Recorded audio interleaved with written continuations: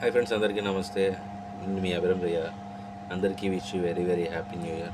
అయితే ఈ సంవత్సరం అందరికీ మంచి జరగాలని కోరుకుంటూ వీడియోలోకి వచ్చినట్లయితే 2025 గతంలో పెప్సీ అదేవిధంగా కోకోకోలా 10 రూపాయలు డ్రింక్స్ బాటిల్ని చాలా వరకు మార్కెట్లో లాంచ్ చేసి అయితే అవి అంతగా సక్సెస్ కాలే. అంటే 20 రూపాయల క్వాంటిటీ మీరు బాగానే గమనించండి.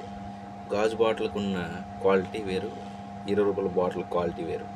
ప్లాస్టిక్ ప్యాకేజ్డ్ ఐటమ్ డ్రింక్ వేరు, అదేవిధంగా గాజు బాటిల్ ఉన్న డ్రింక్ వేరు. దీనికి పోయే బాగా దీని వెనకాల ఒక పెద్ద బిజినెస్ సీక్రెట్ ఉందండి. ఏంటంటే ఈ 10 రూపాయల స్టాకేజ్ అనేది మార్కెట్లో ఎలా చెల్లుతుంది లేదో తెలుసుకుంటే దాన్ని బట్టి 10 రూపాయల గాజు బాటిల్స్ని ఎంతగా జనాల్లోకి తీసుకుని వెళ్ళాలో అదొక ఐడియా వస్తుంది. అంటే పెద్ద పెద్ద బిజినెస్ కంపెనీలు అవన్నీ ఏం చేస్తాయంటే ఒక మార్కెటింగ్ అంటే ఒక ఐటమ్ సేల్ పెంచడానికి అవి కొత్త ప్రోడక్ట్ లాగా క్రియేట్ చేసి మార్కెట్లో వదులుతారు. పెప్సీ కానీ, 7up కానీ, థమ్స్అప్ కానీ, 7up కానీ ఇవన్నీ కూడా 10 రూపాయల బాటిల్ ప్లాస్టిక్ బాటిల్ తయారయ్యాయి, మార్కెట్లో రిలీజ్ చేశారు. కానీ అవి సక్సెస్ కాలే.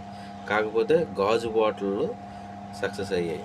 అందుకనే వాటిని మార్కెట్లో పెంచుదామని నిర్ణయం తీసుకోవడానికే ఈ ప్రయోగం చేశారు. ఇలా మార్కెట్లు ఇవి ఎంతవరకు సక్సెస్ అవుతాయని. అంటే పెద్ద పెద్ద కంపెనీలు మధ్యన చిన్న చిన్న వ్యాపారస్తులు ఉండడం వల్ల వాళ్ళకి కరెక్ట్గా రియల్ ఇన్ఫర్మేషన్ వెళ్ళదు. కానీ రియల్ ఇన్ఫర్మేషన్ తెలుసుకోవడానికి ఇలా ఒక మార్కెటింగ్ బిజినెస్ని, ఒక మార్కెటింగ్ ప్లాన్ని క్రియేట్ చేస్తారనమాట. ఇది మీలో ఎంతమంది తెలుసు, వీలైనంత వరకు మీకు తెలిసిన వాళ్ళు షేర్ చేయండి. ఖచ్చితంగా మీకు దగ్గరలో ఉన్న షాప్లో హైయెస్ట్ కాస్ట్ ఐటమ్ ప్రజెంట్ చాలా వరకు టమాటాలు ఎక్కువ రేటు పెరుగుతున్నాయి అనుకుని వింటున్నాను. ఆ రేట్ ఎంత ఉందో కింద కామెంట్ చేయండి. దాని గురించి కూడా వీడియో చేద్దాం. Thank you for watching.